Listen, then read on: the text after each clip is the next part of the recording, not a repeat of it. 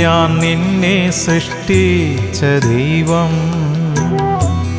ഞാൻ നിന്നെ രക്ഷിച്ച ദൈവം, ഞാൻ നിന്റെ പാതയിൽ എന്നും വെളിച്ചമായി നിന്നെ നയിക്കുന്ന ദൈവം. ഞാൻ നിന്നെ സൃഷ്ടിച്ച ദൈവം, ഞാൻ നിന്നെ രക്ഷിച്ച ദൈവം, ഞാൻ നിന്റെ പാതയിൽ എന്നും വെളിച്ചമായി നിന്നെ നയിക്കുന്ന ദൈവം.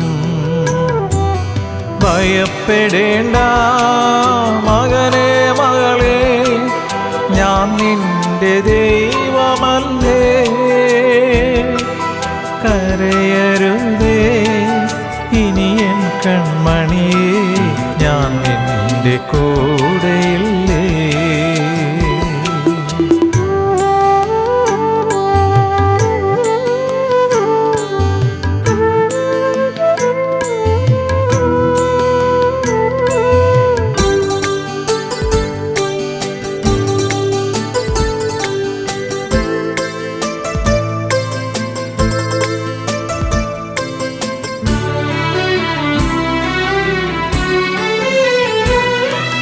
ഞാൻ നിന്നെ സ്നേഹിക്കും ദൈവം,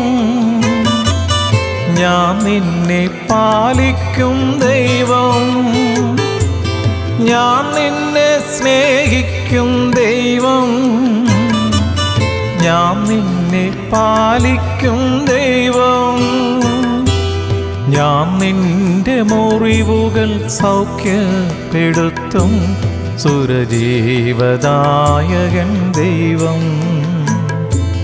ഞാൻ നിന്റെ മുറിവുകൾ സൗഖ്യപ്പെടുത്തും സുരജീവദായകൻ ദൈവം. ഭയപ്പെടേണ്ട മകനേ മകളേ, ഞാൻ നിന്റെ ദൈവമല്ലേ.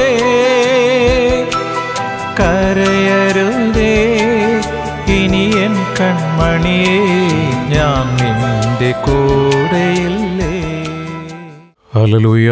സ്തോത്രം സ്തോത്രം സ്തോത്രം സ്തോത്രം. ദൈവത്തിന്റെ അതിപരിനാമം സ്തുതിക്കപ്പെടുമാറാകട്ടെ. അനുദിന വചനം. ഗോഡ് ഹൂ അഫേംസ്, ഉറപ്പിക്കുന്ന ദൈവം. സങ്കീർത്തനങ്ങളിൽ 24 2 തിരുവചനം. Psalm 24 verse 2. For he has founded it upon the seas and established it upon the floods. സമുദ്രങ്ങളുടെ മേൽ അവൻ അതിനെ സ്ഥാപിച്ചു, നദികളുടെ മേൽ അവൻ അതിനെ ഉറപ്പിച്ചു. ആമേൻ. കരുണാസമ്പന്നനായ സ്വർഗീയപിതാവേ, ഞങ്ങളെ ആയുസിന്റെ ഒരു പുതിയ ദിനം കൂടെ തന്നതിനായി സ്തോത്രം. ഒരു അനുഗ്രഹിക്കപ്പെട്ട ദൈവിക ആലോചന, സ്വർഗീയ മന്ന അവിടുന്ന് ഞങ്ങൾക്കായി വിളമ്പുന്നതിനായി നന്ദി പറയുന്നു. പരിശുദ്ധാത്മാവേ, ഞങ്ങളെ പഠിപ്പിക്കണം. അവിടുന്ന് പ്രകാരം ചെയ്യുന്നതിനായി നന്ദി. അനുഗ്രഹിച്ചതിനായി സ്തോത്രം. യേശുവിൻ നാമത്തിൽ തന്നെ ആമേൻ. ഗോഡ് ഹൂ അഫേംസ്, ഉറപ്പിക്കുന്ന ദൈവം. ഈ കാലപ്പഴക്കം കൊണ്ട് ഉപകരണങ്ങളിലെ ഒരു ചെറിയ സ്ക്രൂ അയഞ്ഞിരുന്നാൽ ആ ഉപകരണം വേണ്ട പോലെ പ്രവർത്തിക്കുവാൻ സാധ്യമല്ല. ആ സമയത്ത് അവ ഉറപ്പിക്കേണ്ടത് അത്യാവശ്യമാണ്, അല്ലെങ്കിൽ അതിൻ്റെ ഉപയോഗം നഷ്ടപ്പെടാം. അതുപോലെ നമ്മുടെയൊക്കെ ജീവിതത്തിൽ ആടുന്ന സന്ദർഭങ്ങളുണ്ട്. നാം അറിഞ്ഞോ അറിയാതെയോ സംഭവിക്കാറുണ്ട്. വേദപുസ്തക ധ്യാനം കുറയുമ്പോൾ പലപ്പോഴും ജീവിതത്തിൻ്റെ ഉറപ്പ് നഷ്ടപ്പെടുവാൻ സാധ്യതയുണ്ട്. നമ്മെ ശക്തീകരിക്കുവാൻ ദൈവത്തിന് മാത്രമേ കഴിയുകയുള്ളൂ. കാരണം ഈ പ്രപഞ്ചത്തെ നിർമ്മിച്ച് ഉറപ്പിച്ചവനാണ് നമ്മുടെ കർത്താവായ യേശു ക്രിസ്തു. യെശയ്യാ 45:18 അവൻ തന്നെ ദൈവം, അവൻ ഭൂമിയെ നിർമ്മിച്ചുണ്ടാക്കി, അവൻ അതിനെ ഉറപ്പിച്ചു. മറ്റാർക്കും ഈ പ്രപഞ്ചത്തിൻ്റെ ഉൽപ്പത്തിയെ ക്ലെയിം ചെയ്യുവാൻ സാധ്യമല്ല.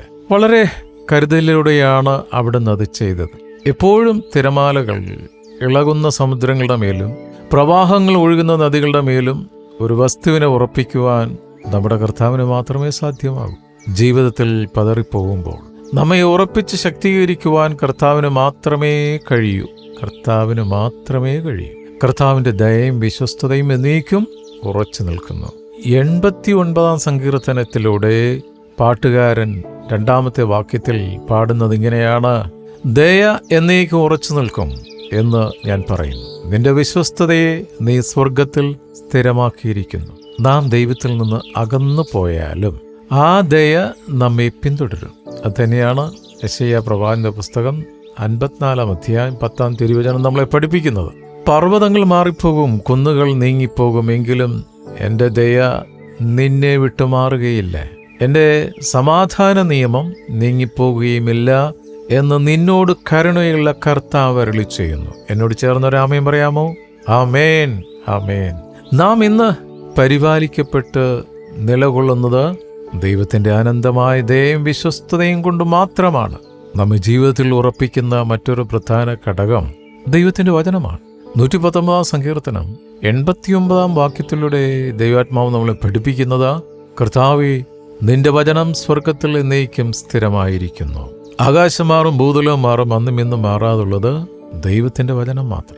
ആകാശവും ഭൂമിയും ഒഴിഞ്ഞു പോയാലും ഒഴിഞ്ഞു പോകാതെ നിലകൊള്ളുന്നതാണ് ദൈവത്തിൻ്റെ തിരുവചനമെന്ന് കർത്താവ് വചനത്തിലൂടെ നമ്മളെ പഠിപ്പിക്കുകയാണല്ലോ. വചനം ഒരിക്കലും ഇളകിപ്പോകുന്നതല്ല, വള്ളിയോ പുള്ളിയോ മാറിപ്പോകത്തില്ല. അത് നിത്യമായ നിയമമാണ്, നിത്യമായ സത്യമാണ്, ശാശ്വതമായ നിയമമാണ്. വചനം പോലെ സകലതും സംഭവിക്കും. സംഭവിക്കുന്നതും സംഭവിച്ചുകൊണ്ടിരിക്കുന്നതും ഇനി സംഭവിക്കാനുള്ളതും കർത്താവിൻ്റെ വചനപ്രകാരമുള്ള കാര്യങ്ങൾ മാത്രമാണ്. പ്രതിസന്ധികളിൽ ദൈവവചനം നമ്മെ ഉറപ്പിക്കും. നമ്മളാരും നിന്നതല്ല, ദൈവം നമ്മളെ നിർത്തിയതാണ്. പോഴുവാനൊന്നുമില്ല, നേടിയതല്ല, കർത്താവ് നൽകിയതാണ്. ദൈവത്തിൻ്റെ കൃപയാണ് നമ്മെ ജീവിതത്തിൽ ഉറപ്പിച്ച് നിർത്തുന്ന ഒരു പ്രധാന ഘടകം. ഏത് പ്രതിസന്ധിയെയും നേരിട്ട് നമ്മെ ഉറപ്പിച്ച് നിർത്തുന്നത് ദൈവകൃപയാണ്. തീയിൽ കൂടി കിടക്കുമ്പോൾ ദൈവമേ, നിന്റെ കൃപ എനിക്ക് മതി എന്ന് പറഞ്ഞ് ഉറച്ചു നിൽക്കണം. ദൈവകൃപയിൽ ഉറച്ചു നിൽക്കണമെങ്കിൽ നമ്മൾ 3 കാര്യങ്ങൾ കൊളോസ്യ ലേഖനം 2:7 ശ്രദ്ധിക്കണം. അവനിൽ വേരൂന്നിയും ആത്മീയവർദ്ധന പ്രാപിച്ചും നിങ്ങൾക്ക് ഉപദേശിച്ചു തന്നതിനൊത്ത വണ്ണം വിശ്വാസത്തിൽ ഉറച്ചും സ്തോത്രത്തിൽ കവിഞ്ഞുമിരിക്കണം. അപ്പോൾ ഒന്നാമതായിട്ട് സ്നേഹത്തിൽ വേരൂന്നിയിരിക്കണം. ക്രിസ്തുവിനോടുള്ള അഗാധമായ സ്നേഹത്താൽ പറിച്ചെടുക്കുവാൻ വയ്യാത്ത വണ്ണം വേരൂന്നണം. വേരിറക്കേണ്ടത് കർത്താവ് യേശു ക്രിസ്തുവിലാണ്. കർത്താവ് യേശു ക്രിസ്തുവുമായി ആഴമായൊരു ബന്ധമുണ്ടെങ്കിൽ ആരെല്ലാം വന്ന് പറിച്ചാലും ശരി, നിന്റെ റൂട്ട് ഇളകത്തില്ല. 2, വിശ്വാസത്തിൽ നമ്മൾ ഉറക്കണം. വിശ്വാസം കേൾവിയാലും കേൾവി ദൈവത്തിൻ്റെ വചനത്താലും വരുന്നു. വിശ്വാസത്തിൽ ഉറക്കണമെങ്കിൽ ദൈവവചനത്തിൽ ഉറക്കണം. പിതൃപാരമ്പര്യത്തിൽ നിന്ന് ലഭിച്ച വിശ്വാസമല്ല, യേശു ക്രിസ്തുവിൻ്റെ വിശ്വാസത്തിൽ ഉറക്കണം. പൂർവികരായിട്ട് നമ്മളെ കൈപിടിച്ച് നടത്തുന്ന ഒരു പാരമ്പര്യത്തിലുള്ള വിശ്വാസം ഉണ്ടല്ലോ, അതല്ലല്ല. കർത്താവ് യേശു ക്രിസ്തുവിൻ്റെ വിശ്വാസം ശരിക്കും വചനത്തിലൂടെ നീ മനസ്സിലാക്കുമ്പോഴാണ് സഹോദര സഹോദരി നീ ആരാണെന്ന് ശരിക്കും നിനക്ക് തന്നെ ബോധ്യമാകുന്നത്. 3-ാമതായിട്ട് സ്തോത്രത്തിൽ കവിയണം. എപ്പോഴും എല്ലാറ്റിനും സ്തോത്രം ചെയ്യുന്നവരായി മാറണമെന്ന് വചനം നമ്മെ പ്രബോധിപ്പിക്കുന്നു. ദൈവം നമ്മുടെ ഗമനത്തെ ഉറപ്പിക്കുന്നു. നാശകരമായ കുഴിയിൽ നിന്നോ ചേറ്റിൽ നിലയില്ലാതെ താഴ്ന്ന അവസ്ഥയിൽ നിന്നോ ഒരുത്തനെ കരയേറ്റുവാൻ എളുപ്പമല്ല. നമ്മുടെ ഏതവസ്ഥയിൽ നിന്നും നമ്മെ വലിച്ചെടുത്ത് പാറമേൽ നിർത്തുമ്പോഴാണ് ഗമനത്തെ സ്ഥിരമാക്കുവാൻ സാധ്യമാകുക. ദൈവം നമ്മെ പാറയിൽ ഉറപ്പിച്ചു നിർത്തുക മാത്രമല്ല, ഗമനത്തെയും സ്ഥിരമാക്കി നിലവിളി മാറ്റി വായിൽ പുതിയൊരു പാട്ടും നൽകുന്നു. ഹല്ലേലൂയ. ഈ സംഭവിക്കുന്ന എപ്പോഴാണെന്നറിയോ? കർത്താവ് യേശു ക്രിസ്തുവിനെ സ്വന്തം രക്ഷിതാവായ ഹൃദയത്തിൽ യേശുവിന് 1-ാം സ്ഥാനം കൊടുക്കുമ്പോഴാണ്. അവൻ്റെ കൽപ്പന അനുസരിച്ച് സ്നാനപ്പെട്ട് ക്രിസ്തുവിനോട് ചേരുമ്പോഴാണ് ഈ ഒരു പുതിയ ശക്തി, ഒരു പുതിയ കൃപ നമ്മുടെ മേൽ കവിഞ്ഞൊഴുകുന്നത്. 40-ാം സങ്കീർത്തനം 2-3 വാക്യത്തിൽ പരിശുദ്ധാത്മാവ് നമ്മളെ പഠിപ്പിക്കുന്നു: നാശകരമായ കുഴിയിൽ നിന്നും കുഴഞ്ഞ ചേറ്റിൽ നിന്നും അവൻ എന്നെ കയറ്റി എൻ്റെ കാലുകളെ ഒരു പാറമേൽ നിർത്തി, എൻ്റെ ഗമനത്തെ സ്ഥിരമാക്കി. സങ്കീർത്തനങ്ങൾ അവൻ എൻ്റെ വായിൽ പുതിയൊരു പാട്ട് തന്നു. നമ്മുടെ ദൈവത്തിന് സ്തുതി തന്നെ. മനോഹരമായ ഒരു പാട്ട് അല്ലേ? വളരെ പഴക്കം ചെന്ന ഒരു പാട്ട്, നമുക്കെല്ലാവർക്കും അറിയാവുന്ന ഒരു പാട്ടാണ് ഇത്. ആ പാട്ട് 40-ാം സങ്കീർത്തനമാണ്. ജീവിതത്തിൽ നാം നമ്മുടെ ഹൃദയത്തെ ദൈവത്തിൽ ഉറപ്പിക്കണം. എവിടെ ഉറപ്പിക്കണം? ദൈവത്തിൽ ഉറപ്പിക്കണം. അല്ലെങ്കിൽ നാം തളർന്നു പോകും.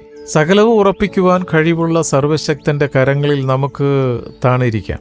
കർത്താവ് വിശ്വസ്തനാണ്, ദയയും കരുണയും ഉള്ളവനാണ്.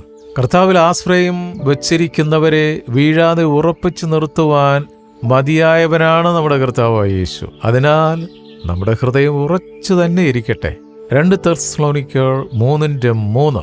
കർത്താവോ വിശ്വസ്തൻ, അവൻ നിങ്ങളെ ഉറപ്പിച്ച് ദുഷ്ടന്റെ കയ്യിൽ അകപ്പെടാതെ വണ്ണം കാത്തുകൊള്ളും. ഇതൊരു പ്രാർത്ഥനയാണ്, സ്വർഗത്തിൽ നിന്നുള്ള ഒരു അഫർമേഷനാണ്. ഗാഡ് ഹൂ അഫേംസ്, ഉറപ്പിക്കുന്ന ദൈവം. യുവജനങ്ങളാൽ കർത്താവ് നമ്മളെ അനുഗ്രഹിക്കട്ടെ. പ്രാർത്ഥിക്കാം. കരുണാസമ്പന്നനായ സ്വർഗീയ പിതാവേ, നിന്റെ മക്കളായ ഞങ്ങൾക്ക് അവിടുത്തെ പ്രകാരങ്ങൾ കടന്നു വരുവാൻ വീണ്ടും ഒരു ദിനം കൂടെ തന്നതിനായി സ്തോത്രം. ഇന്ന് തിരുവചനം ശ്രവിച്ച ഓരോ വിശുദ്ധരെയും സമർപ്പിച്ച പ്രാർത്ഥി. ഞങ്ങൾക്ക് തന്നിരിക്കുന്ന കുടുംബത്തിനായി സ്തോത്രം, കൂട്ടായ്മകൾക്കായി സ്തോത്രം ചെയ്യുന്നു. കർത്താവേ, ഓരോ ദിനവും ഞങ്ങളുടെ മുന്നിൽ കടന്നു പോകുമ്പോൾ ഉറപ്പിക്കേണ്ടത് അങ്ങയിലുള്ള അടിസ്ഥാനപരമായ വിശ്വാസത്തെ ഉറപ്പിച്ച് വചനം ഞങ്ങളോട് സംസാരിക്കുന്നത് പോലെ അവിടുത്തോട് ചേർന്ന് ജീവിക്കുവാൻ നിന്റെ മക്കളായ ഞങ്ങൾ ഓരോരുത്തരും അനുഗ്രഹിക്കും. വിശുദ്ധർക്ക് വേണ്ടി പ്രാർത്ഥിക്കണമെന്നുള്ള തിരുവചന പ്രകാരം ഞങ്ങൾ അന്യോന്യം പ്രാർത്ഥിക്കുന്നു. ഞങ്ങളൊരു അനുഗ്രഹമായി ഞങ്ങളോട് അനേക അനുഗ്രഹം പ്രാപിക്കുവാൻ അവിടെ ഞങ്ങളെ വിളിച്ചിരിക്കാൻ സ്തോത്രം ചെയ്യുന്നു. ഞങ്ങളുടെ വയലുകളെ അവിടുന്ന് അനുഗ്രഹിച്ചിരിക്കുക സ്തോത്രം. ഓഫീസുകളെ അനുഗ്രഹിച്ചതിനായി സ്തോത്രം. ബിസിനസ്സുകളെ അനുഗ്രഹിച്ചതിനായി സ്തോത്രം. തലമുറകളെ മാനിക്കുന്നതിനായി സ്തോത്രം. വാർദ്ധക്യത്തിലായിരിക്കുന്ന മാതാപിതാക്കളെ അവിടെ ഉള്ളം കയ്യിൽ സൂക്ഷിച്ച് സൗഖ്യത്തോടെ വഴി നടത്തുന്നതിനായി സ്തോത്രം ചെയ്യുന്നു. കാലഘട്ടത്തിൻ്റെ സകല സാംക്രമിക രോഗങ്ങളിൽ നിന്നും ദുഷ്ടശക്തികളിൽ നിന്നും നീ ഞങ്ങളെ കവർ ചെയ്യുന്നതിനായി സ്തോത്രം. ദൂരത്തും ചാരത്തുമായി ജോലിക്കായി പഠനത്തിനായി പോയിരിക്കുന്ന ഞങ്ങളുടെ തലമുറകളെയും ബന്ധുമിത്രാദികളെ എല്ലാം ഓർത്ത് പ്രാർത്ഥിക്കുന്നു. ആകാശമാർഗെ, കരമാർഗെ, ജലമാർഗെ യാത്ര ചെയ്യുന്ന ഞങ്ങളുടെ പ്രിയ സഹോദരങ്ങളെ ഓർത്ത് പ്രാർത്ഥിക്കുന്നു. ഈ ലോക സമാധാനത്തിന് വേണ്ടി പ്രാർത്ഥിക്കുന്നു. യുദ്ധങ്ങൾ നടക്കുന്ന ഓരോ രാജ്യങ്ങളെ ഓർത്ത് പ്രാർത്ഥിക്കുന്നു. അവിടെ ദുരിതം അനുഭവിക്കുന്ന മക്കളെ ഓർത്ത് പ്രാർത്ഥിക്കുന്നു. അതിൻ്റെ ഇടയിൽ കർത്താവെ പ്രവർത്തിക്കുന്ന ഓരോ മക്കളെ ഓർത്ത് പ്രാർത്ഥിക്കുന്നു. ഞങ്ങളുടെ മാതൃരാജ്യമായി ഇന്ത്യ അനുഗ്രഹിച്ച് പ്രാർത്ഥിക്കുന്നു. ഇന്ത്യ അനുഗ്രഹിക്കപ്പെട്ട രാജ്യമായി മാറട്ടെ. ഓരോ സംസ്ഥാനങ്ങളെ ഓർത്ത് പ്രാർത്ഥിക്കുന്നു. കർത്താവെ, ഒരിക്കൽ കൂടി അവിടുത്തെ ദിനത്തിനായി സ്തോത്രം. ഇന്നത്തെ ഞങ്ങളെ എല്ലാ ശുശ്രൂഷകളെയും പ്രവൃത്തികളെയും അവിടുന്ന് അനുഗ്രഹിച്ചിരിക്കാൻ നന്ദി പറയും. പ്രാർത്ഥനയും യാചനയും കേട്ടിരിക്കുക. സ്തോത്രപ്പാ യേശുവിൻ നാമത്തിൽ തന്നെ. ആമേൻ, ആമേൻ, ആമേൻ.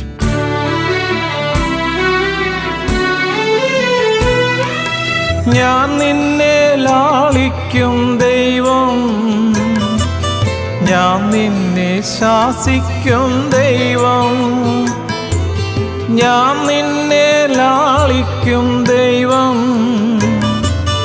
ഞാൻ നിന്നെ ശാസിക്കും ദൈവം. ഞാൻ നിന്റെ കണ്ണീർ തുടച്ചെന്നും നിന്നെ ആശ്വസിപ്പിച്ചിടും ദൈവം. ഞാൻ നിന്റെ കണ്ണീർ തുടച്ചെന്നും നിന്നെ ആശ്വസിപ്പിച്ചിടും ദൈവം. ഭയപ്പെടേണ്ട മകനെ, മകളെ, ഞാൻ നിന്റെ ദൈവമല്ലേ. കരയരുതേ ഇനി എൻ കൺമണിയേ, ഞാൻ നിന്റെ കൂടെയല്ലേ. ഞാൻ നിന്നെ സൃഷ്ടിച്ച ദൈവം, ഞാൻ നിന്നെ രക്ഷിച്ച ദൈവം. ഞാൻ നിന്റെ പാതയിൽ എന്നും വെളിച്ചമായി നിന്നെ നയിക്കുന്ന ദൈവം. ഭയപ്പെടേണ്ട മകനെ, മകളെ, ഞാൻ നിന്റെ ദൈവമല്ലേ. കരയരുതേ ഇനി എൻ കൺമണിയേ, ഞാൻ നിന്റെ കൂടെയില്ലേ. കരയരുതേ ഇനി എൻ കൺമണിയേ,